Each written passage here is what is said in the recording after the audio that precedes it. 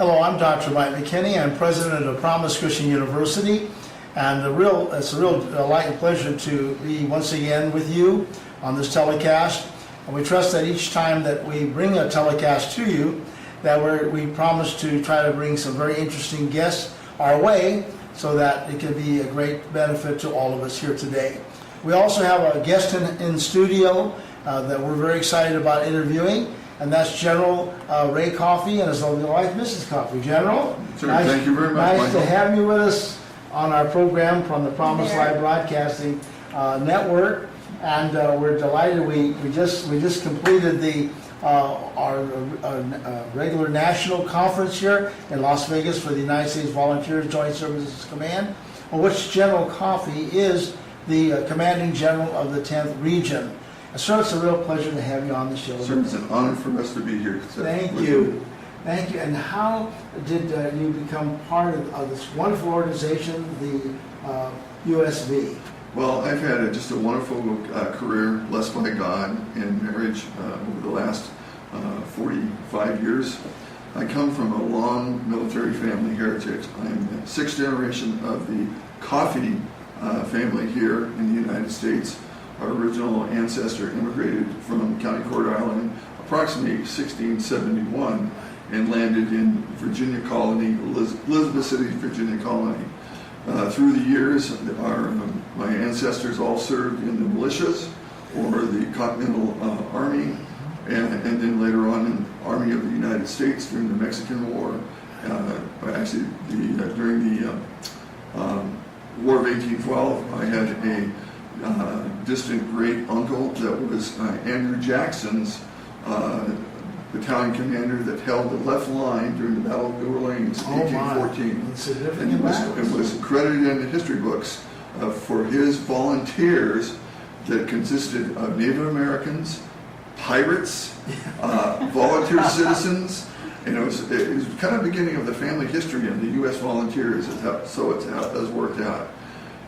During the Mexican War, my great-grandfather served with the Army of the United States. He was from the Mississippi Guard, and they were federalized under General Scott and went into the Mexican campaign and came back. After the war, he married a young woman of 17 years of age from the Jefferson Davis family. She was a distant niece or cousin of Jefferson Davis, and her name was Mississippi Serene Davis. She had a sister named Virginia and a sister named Georgia. And they were known as the three queens of the South in the southern area. Before the Civil War, they set up a farm, a plantation, outside of a small town called Fayette, Mississippi. And today the land still exists and is in distant relatives' hands. Our traditional family home that was built back in that era was purchased by a doctor and his wife, and due to the county expanding and roadways going, the home had to be taken down, but it was already under the registry, and so when they let it move, they had to register every board on the home before they took it down. The wonderful doctor and his family relocated it about 10 miles to the south, near a small town called Selma, Mississippi, very near Natchez, off the Natchez Trace. And we've had a wonderful opportunity to meet him and see the home and walk through the heritage. A picture of my great-grandfather hangs on the wall over their fireplace. Oh my goodness! In his pure Confederate gray uniform right after the beginning of the Civil War. I see. And so my grandfather fought for the South very much. Unfortunately, he was wounded during the Peninsula Campaign, taken captive by the North. He was in prison for about 6 months, but because of his war wounds, they pardoned him or released him and exchanged him for another Northern captain.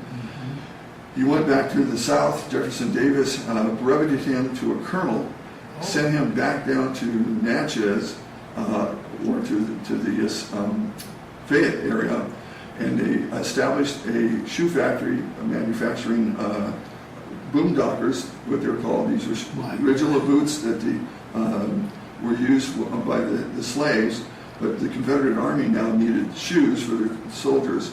So he was a tanner by his official trade, learned through the years, and set up a shoe factory. Well, during the Vicksburg campaign, when General Grant came down through the Mississippi Valley, past Vicksburg and circled through, he went right through my grandfather's farm. The shoe factory was burned down, the crops were taken, but the family home remained. They did, for whatever reason, they did not destroy the family home. Yeah. And so that's the reason that home still exists here today. My grandfather was born in Fayetteville, Mississippi, as well as my father.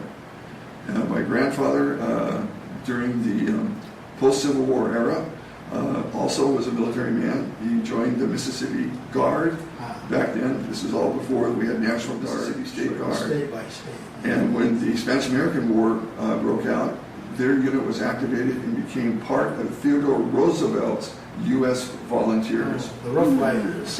Well, he was a cavalry officer, but what they did, they separated the command, and he fell under General Arthur MacArthur. Oh my gosh. Which Another was familiar name. for the U.S. Volunteers, yes, where we get a history and lineage. Oh, man. They were mobilized and they were sent to San Francisco, where they embarkaded out of Fort Mason, San Francisco, California, and went to the Philippines in 1889. And he served my father and his siblings and his mother stayed at San Francisco, Fort Mason. Yeah. That family home still exists Still on the there. fort. We Still there. got pictures of all that. And through the years, they had the Spanish-American War ended very quickly. It was probably about a 2-year war at the most. But they kept the U.S. forces, then the U.S. volunteers still representing the United States, there in the Philippines. Well, an insurrection occurred with the Philippine indigenous, we would call them like American Indians. Yes, yes. And again, they were highland natives, but they were much larger than your average Filipino. In fact, their average height was around 6 foot. Wow. They were almost like a Samoan, very big Large bone, men, yeah. large men. And they were warriors, right? They were warriors. And what they found out, that the type of weapons that we were using at that time, we were still using the Colt 45 revolver, a carryover from the Civil War area. But what they found out is they could not drop these attacking warriors because they were so large. The caliber of bullets, they could put many bullets into one person, they would still be coming. They're still coming. And so they went to the United States military and says, we need a more powerful sidearm for our cavalry. And so that's when the Model 911 45 caliber weapon was standard weapon sidearm issue up through the Vietnam War was developed. And it was developed for one reason, because the 45 with 2 rounds would drop these natives. And so they were able to fend themselves off. And they used that weapon in the World War I as well. It was used in World War I. It was called Model 911, but it was actually fielded for the first time in 1901, 1902, and 1903 in the Philippines. The Model 911 45 became the standard weapon. It was used during World War I. My uncle, my father's older brother, served in World War I. My grandfather, Edgar Nathan Coffey Sr., was my grandfather that served in the Spanish-American War. And he served through 1909 with the U.S. Volunteers, and then was back in the States with the 2nd U.S. Horse Cavalry at Fort George Wright, Spokane, Washington. Oh my goodness. And during the 1905 expedition, we were having trouble in the southwest United States with a bandito named Pancho Villa. Pancho Villa. And so they dispatched the 2nd U.S. Horse Cavalry out of Spokane, Washington, Fort George Wright. Both my grandfathers, my mother's father was the team master for the 2nd U.S. Horse Cavalry, and my dad's father was the company Troop D commander of the 2nd U.S. Horse Cavalry. And they were all under, then at that time, Captain Patton was, Captain Patton at the time was down there, and General Pershing was the overall commander. Pershing, yes. And General Pershing was also known and had the command of the black troops at that time, the colored troops, and where he obtained the nickname of Black Jack Pershing. That's how the name came Yeah, about. so- In those days, the Army was still segregated. Very much a segregated organization. I see. But the troopers were, when they fought together, even though that there was a cultural difference, Yeah. they were brotherhood. Oh, I There was believe a that. brotherhood there. What a tremendous background that you have, sir, in your family, and That's half of it. I know. And then you also understand are an Annapolis graduate. Is that Well, not a graduate. I attended. I was attended the academy. I attended the academy with the class of '75. Okay. This is where God really comes into play. I'll have to backtrack a little bit. And of course, we have to talk about Linda. Oh, this is where she comes in. Okay. She is very my father was a career naval officer. How he got in the Navy from growing up in an Army cavalry home was quite interesting. This occurred in 1950. Again, my grandfather was still stationed at Fort George Wright. They lived at the fort, and around 1915, an argument. My dad was the youngest of three sons, and he had two older sisters.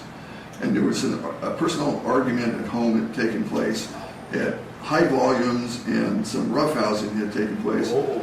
So my father took exception to what my grandfather was doing to his older brother, and took a sidearm off the wall over the fireplace, and a shot got fired. No one got injured or anything like that, but shortly my father ran away from home in Spokane, Fort George Wright, and ended up with some relatives in Alameda, California. Of course, we can't blame him for that. At 15 years old, but some relatives down there were connected with the Naval Service, and so he convinced his mother to write a letter saying that he was 17 years of age and not 15, and entered the United States Navy as an able seaman, My goodness. saying he was 17 in 1850, but his service record and birth date have reflected quite differently. My father had a very, very distinguishing career. He was a rocket in his promotion. At age 21, he became a chief petty officer, quartermaster. That was a navigator assistant in those days. And again, he was on a sailing ship before we had. That must have been the first in the history of the Navy. Well, they worked him up, and things, you didn't go to school necessarily. Everything was on-the-job training. On the job. And he was able to just do these works and memorize charts and know signal flags. He knew how to tie knots and macrame designs. He learned his trade well. And so they recognized skill, and they promoted him. So at age 21, he was a chief petty officer. My goodness. At age 32, they went ahead and he applied for a commission, a direct commission. And in those days, you did not have ROTC programs like we do now. They had the Naval Academy or promotion from the fleet. And so he applied, and he was accepted, and he was put at the graduating class, Naval Academy class of 32. You have the bottom graduate called the anchorman, and he was the next person in line of that year being commissioned, an ensign in the United States Navy. Oh, that must have been a very proud moment. Well, he and his dad finally had reconciled a few years ago, because when he was just 22, his father died. But his mother lived until 1952 there again in Spokane. So he had all these ties constantly to Spokane. He knew my mother when they were children. There was a 10 years age difference between my father and mother, but they knew each other. When my dad was 15, my mother was 5, and my dad hung out with my brothers, or my mother's older brothers. Yeah. My mother came from a very large Catholic family, 12 in the family. Kids. She was the second from the youngest, and she had older brothers that were my dad's age. So the teenagers, like all teenagers, even in those days, hung out together. Oh, yeah. So here we are now in the 30s and things like that. And my father had married, but he had been at sea for many, many years. And his wife then, in the beginning of his family, his first child was born in 36 and his second child in 39. And they lived in Alameda, California. Oh, yes. And but there's some problems over the years of him being gone at sea for so long. He was in the Pacific almost his entire naval career. And he served, there was a problem with the China issue back then, and there was issues in the Philippines and the like. But my father really had a lot of foresight and thing. He knew that there was conflicts coming with Japan. They saw what Japan was developing, becoming a more industrialized nation and taking over territory. Not through negotiation, but sure at the pointing of a bayonet. So in 1939, the Department of the Navy was still downsizing because the constraints of the country during the Depression was still happening. And so they looked around and they said, well, anybody who has been serving our country for 20 years and has been a commissioned officer, we're going to offer you retirement. And because they needed to downsize and continue on. And my father did not want to get out. He says, something is going to be happening. We will be at war. I'm going to stay in. And they gave him the option of either retiring or reverting back to a chief warrant officer. So he decided to stay in. He was a lieutenant then, that's an 03, and he reverted back to a chief warrant officer and held that position. In 1940, he was appointed a gunnery officer on the USS Helena. That's a full-size cruiser. And in 1940, they brought the entire fleet from San Diego and Los Angeles area out to the Pacific to be moored and housed at Pearl Harbor. Quite a large fleet. We had like 2 carriers at the time. Big battleships were all out there. The cruisers supporting the battleships. Your destroyers and all your other support vessels were all harbored in there in Honolulu. Well, most of the Navy officers saw that harbor and they said, this is a death trap because there's a very narrow entry point and there's no egress. You go in and out of the same place. And if anything blocked that harbor, total sitting ducks.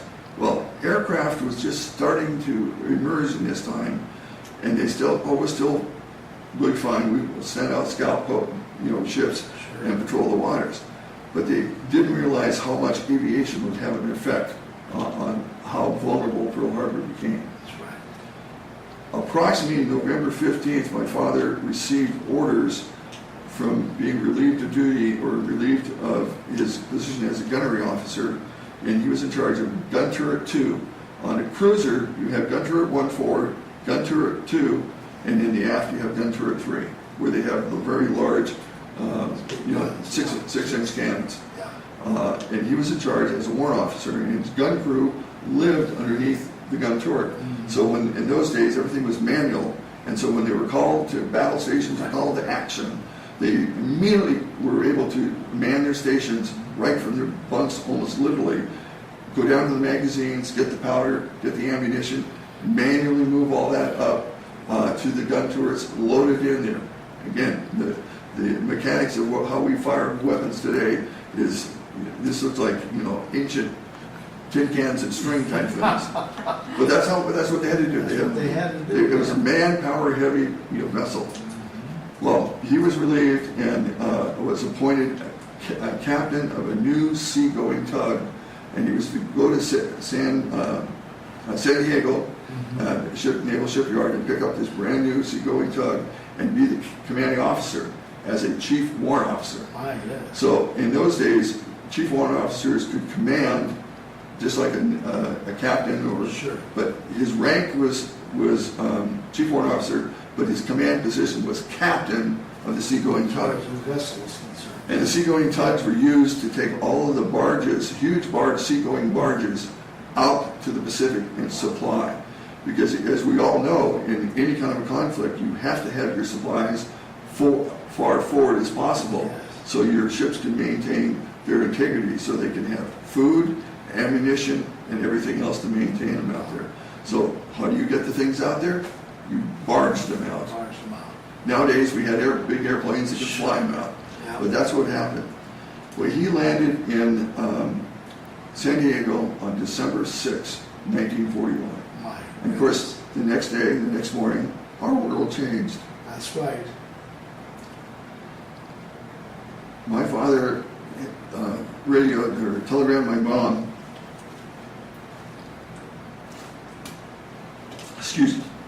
excuse me, it still gets me emotional, Of course. that said, well, this is it, we're in it. And it was a few days later that he learned that the Helena, his ship that he had been on, was the second ship bombed in the initial attack, on the initial sortie that the Japanese had advanced. Yes. And the bomb that hit the Helena fell between gun turret 1 and gun turret 2. And again, they had not gone to battle stations. They did not know the attack had really begun.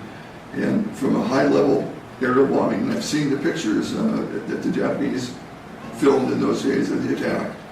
And the Helena, the bomb went again between the two gun turrets, a wooden deck on main deck, went down below through the third level, hit the magazine room, and of course everything exploded. That's right. All of the sailors that supported gun turret 2, that was my father's service member, he said he lost everyone he knew. Oh my. And had he been aboard that ship still, I would not be here That's today. right. God spared you. God spared you. Yeah, It's and amazing. throughout the rest of the war, my father had just a wonderful career. He was in several major battles. He later became, got promoted from a chief warrant officer immediately to a lieutenant, Right. and then lieutenant commander at the end of the war. And in 1947, after the war was over, he accepted the command of the shipyard in Bremerton, Washington. Oh my goodness. I was physically born at Sandpoint Naval Station in Seattle in 1949. Yeah. I was literally born into the Navy. My family lived there for a while, and then when he retired in 52, we moved off base and ended up growing up in the Wallingford district of Seattle. Oh, isn't that something? Some 15 years later, this young woman to my right Yes. came into my life. Right. And through a series of circumstances, we met as blind date in opposing high schools. I attended Lincoln High School in Seattle in 1969, and Linda at Roosevelt High. We had... Linda, were you still loyal to your high school at that time? very much so. We had a very strong rivalry between our two high schools. I see. And we had a mutual friend, and she was always trying to get us together. Yeah. And it didn't quite, we were scheduled to have a blind date with this other couple. Yes. And they ended up not being able to go. At the last minute. At the last Oh, minute. for And so goodness Ray sake. said, okay, I'm going to just... Bite the bullet and do it solo. Yeah. And so we went bowling, and my claim to fame is it's my one and only 200 bowling game. Yeah. And I beat him. Imagine that. Yeah, well, yeah, That was but- great for the ego. Well, it wasn't, because see, I was captain of the bowling team Oh. in high school. Oh my goodness. And Oh, my compatriots are about 4 lanes down at the original. Well, this is University Lane. I'm going to plug it something. University Lanes in University Village in Seattle, which does not exist anymore. Out there. But anyway, that was rather first 4 balls I put right down the gutter. You must have been the natural, Linda. I wasn't. That was a terrible You know, bowler. That particular day. when you have an I didn't know 18-year-old, how. you know, I'm trying to impress his. Oh, of course, that's macho guy. Well, I what- keep telling him that was a terrible bowler. He wasn't believing it. Yeah, my compatriots down the aisle, down the lanes, they're just rolling and said, Oh. "Oh, throw another one, Coffey." Yeah, right down the. Yeah. Oh my goodness. Well, that was the first part of the date. Well, afterwards we said, well, let's go out and have a meal together. Sure. And right down around the corner was our favorite drive-in restaurant. Again, this is the 60s, okay? Sure. You gotta say, Well, what drive-in remember that's restaurant? those days. And we pulled in, and then, you know, the car hop came out, and roller skates and things like that, and took her order. Well, I was driving my father's 1966 Bonneville Executive Pontiac. Wish you had that car today. Yeah, really. Well, this thing was about the size of an aircraft carrier. Oh my. And it was silver. It was silver. It looked like one. Yeah. While the interior was a 4-door, you know, sedan. Yeah. And the interior we had was velour bench seats. Oh yeah. But you had separation so you could move the seats back and forth independently. Well, we got our orders and we were eating, and all of a sudden her vanilla malt slipped